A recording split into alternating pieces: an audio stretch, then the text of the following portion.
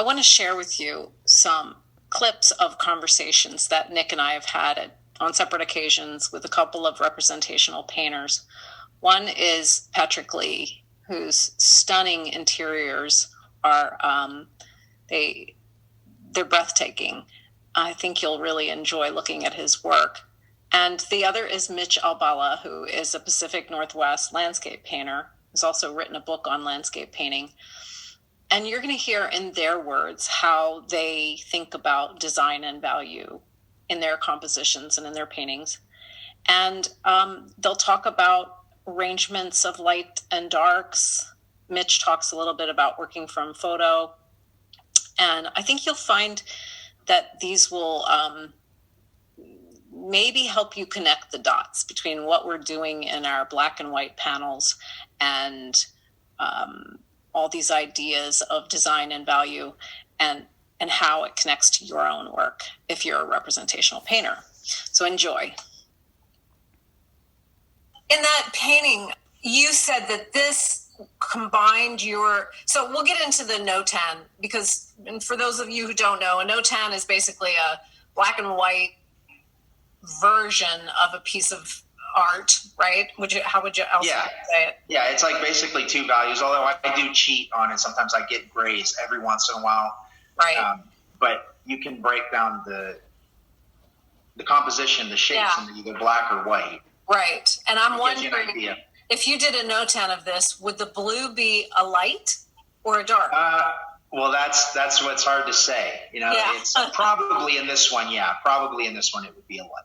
Yeah. And the windows would be dark, and all the surrounding that kind of L-shaped dark up the tree and the ground would be dark too. So tell us about notan and how this works into your practice.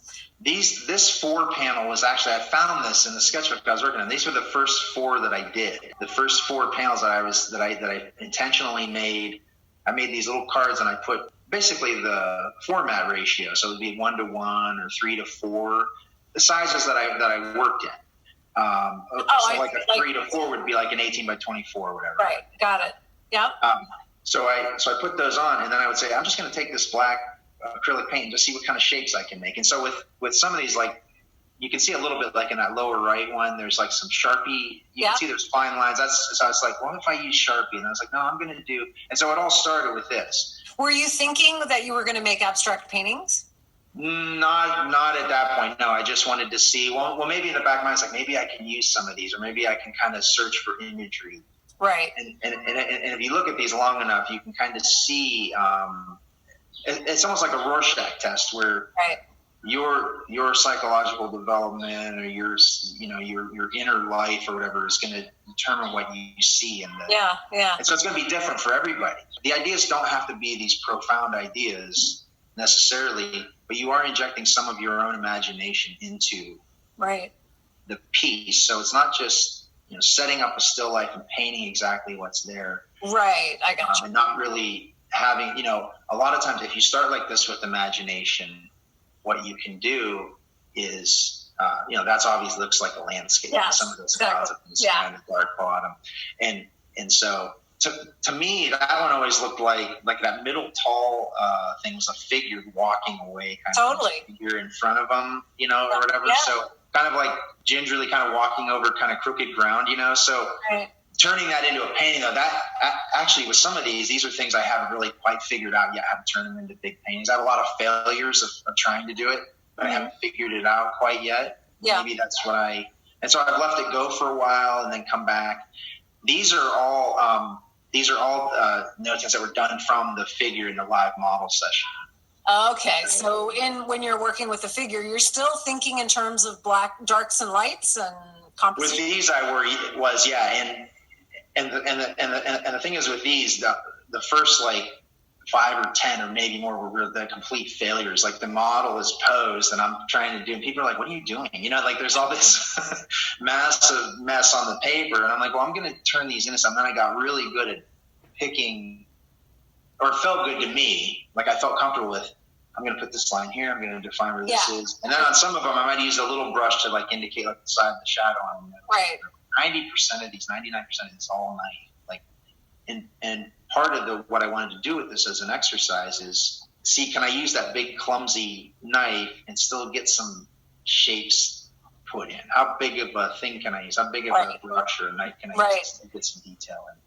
I mean, I'm showing you these because they're really, they make the notan is really clear, like how that can evolve into a painting. I'm assuming that's what's happening here. Yeah. And the attitude, the mindset of the process of going into this was that's what it was all about. How can I arrange these light and dark shapes and have them read? So it looks like you're really using some unwieldy tools. Right? What are you using? Brushes and? Big brushes, and mainly this one was a lot of palette knife, like a 4-inch blade teardrop shape. And so a lot of the paint, when I lay the shapes, the initial shapes down, the big, when you give it a good squint, the dark and light, basically the notan. Lay that in with the knife so that you can't get too detailed. It keeps me from getting too detailed in the beginning. And really for this painting, it looks like there's a lot of detail, but really there's not. When you get up on it, there's really nothing there. It's blobs of paint. So you've studied Sargent, right? I mean, like when I was in college, and even later, like even studying, copying his drawings and everything. I mean, I studied him a lot. And people and like Velasquez and guys like that. I mean, it's that thing where just one little blob of paint says everything. It's I mean, it's a lot of restraint too. Like how do you get to this point and say, okay, it's done? I don't know. Sometimes I think I push it too far.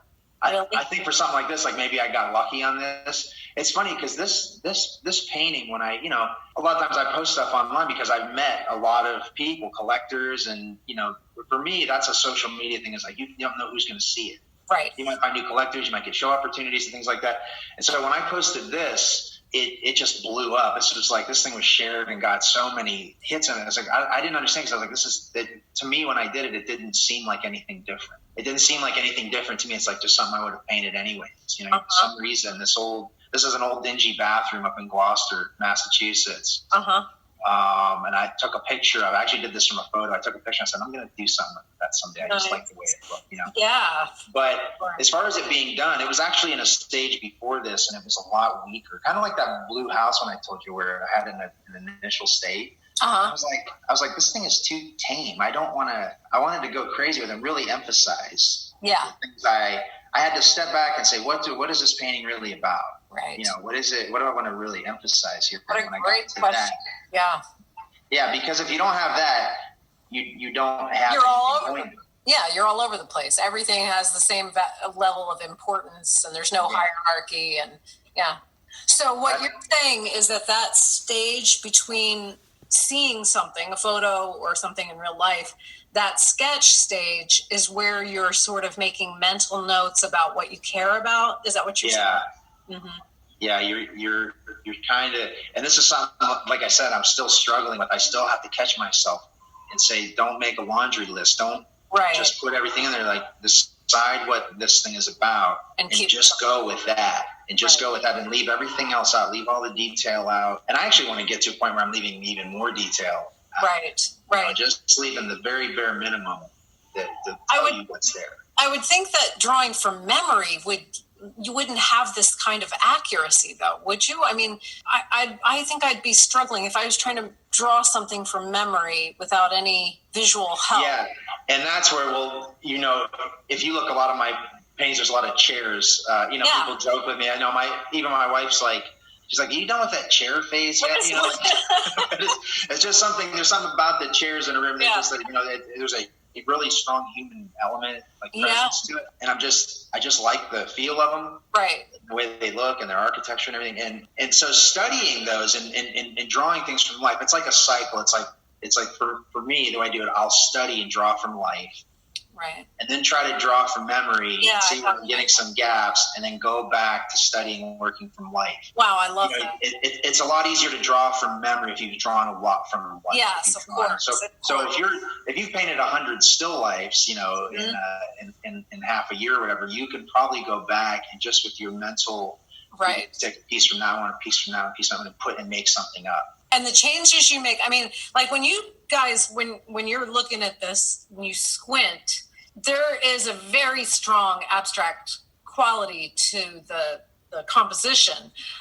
So what can you tell me about how abstraction figures into this process? Well, that's exactly the first thing I do whenever I'm laying in or whatever, blocking in, is look for the pattern. And that's another thing, like drawing from memory, working from sketchbook, even a process of doing those notans or just doing random starts, like blocking out a format like a 4x4 inch marker and putting black paint on there and seeing if you can build a composition. I think it comes out later. I don't think it's like the workshop thing. It's like, I'm going to go learn how to do this and then I'll do that forever. It's like you might learn something or practice something a lot and then it comes out later because it becomes part of your subconscious toolbox. Right. And so when I look at this, I try to build and see just a pleasing arrangement. There's really it's like that phrase, there's no accounting for taste. You know what I mean? Like this might not be a good, some people might look and say, this is a terrible composition pattern of lights and darks. So I'm just going on what I like, what feels balanced to me. And sometimes it's wrong, sometimes it's right. But even the cropping and drawing of this changed a little bit, but it came together. Once I had that pattern set, it came together really quickly. Right. And also having that pattern, like you notice in that area above the table, it's kind of just scraped out. There was a lot of stuff there, shelving and stuff, but it didn't really have any meaning in that. When I squinted down at the pattern, it was just a dark. Yeah. This work that you're doing ahead of time with the notan is just so huge. I mean, you can see it in this. This is, I mean, if this was just instead of blue, if it was black and white. It's a notan. Yeah, exactly. And that, there might be days, there might be weeks where I do nothing but do little notan studies, even if there's things that are made up, where I have no end result in mind. I'm just putting stuff down, just getting paint on the knife and just making marks and seeing if I can build an arrangement of lights and darks. Right. It seems balanced. It looks nice as an abstract. And I think that's what carries in. I always compare it with my students to the Karate Kid movie where the kids I want to learn karate, man. The guy's beating me, and so the old guy is like, well, go wash my car. Right. And he doesn't realize that as he's learning to wax on, wax up, that he's learning the moves. So I think that's an important thing for anything that's a skill-based, like a craft, technical-based thing where you're using tools, is that the practice things you do or the work, the actual process of doing it, you get better at it, and you don't realize it. I talk about in my artist statement is that, my paintings are about, let's say, like the painting back here, you can see it's a cloud and it's a little river or something. And that's what it's about on one level, but that's only one, to me, the most minor level. It's about color, it's about light, it's about movement. So I use this word in my, it's not a very sophisticated word, but in my teaching, when I ask students, well, what's your work about? What's your painting about? And then I tell them, you're not allowed to give me nouns. You can only give me adjectives or verbs. So, it has to be, it's about the brilliance of the light, or it's about the movement of that river, or it's about the abstract quality of the patterns of the puddles in front of on the grass or whatever. And then once they start thinking in adjectives and adverbs, not adjectives and verbs rather, once they start doing that, then they're getting into the language of painting, because, the painting behind you is a good example. And it's fun to compare the work you do and the work I do, because even though they're very different on one level, only on the objective level are they different, but on the subjective level of, well, what's it about? It's about pattern, it's about shape, it's about movement. I mean, to me, all painting is about that. And the literal subject is in many ways the least interesting thing. I don't want to get when I get too hung up on the literal subject, I'm not happy with it. We all know Andrew Wyeth, and I was writing an article about simplified shapes, and I took a quote of his. They were asking about his work, and he says, well, the trouble with my work is the subject matter. There's too much of it. And here's like perhaps the greatest representational painter of the 20th century, and he's talking about going overboard with the subject matter, and I could really relate to that. Another thing that I often think about is, somebody was looking at my work, and they put it into these words, and I really liked it. It kind of summed it up, and is they looked at one painting and they said, this kind of tells me everything I need to know. Like, it's all there for me. Then they looked at this painting and they said, that one is asking me to do a little bit of work. It's asking me to kind of connect the dots. And I thought about that and I said, I never framed it that way, but that's actually what I would really prefer to do, is to kind of take the viewer into the painting and have a little bit of a journey. If I tell them everything they need to know by delineating every little dot and dash or explaining it too much, like over-explaining something. And I want paintings to hover on the realm there where they're kind of pulled into it. And I think if anybody has kind of a positive response to my paintings, I think it's probably because of that. One of the challenges that a lot of artists have, that I struggle to try to explain this, and I think this is right up your alley, is this idea of thinking of realistic things, if you're interested in painting those, and understanding whether you're painting abstractly or realistically, that it's all basically the principles, it's all abstract. And you think about, you're working realistically, but your work, you're really focused on abstraction. Right. And I just wondered how you frame it and how you teach people to do that. Because the tyranny of the photograph, do I paint all of it? Or how do you think? I know you talk about big masses and everything.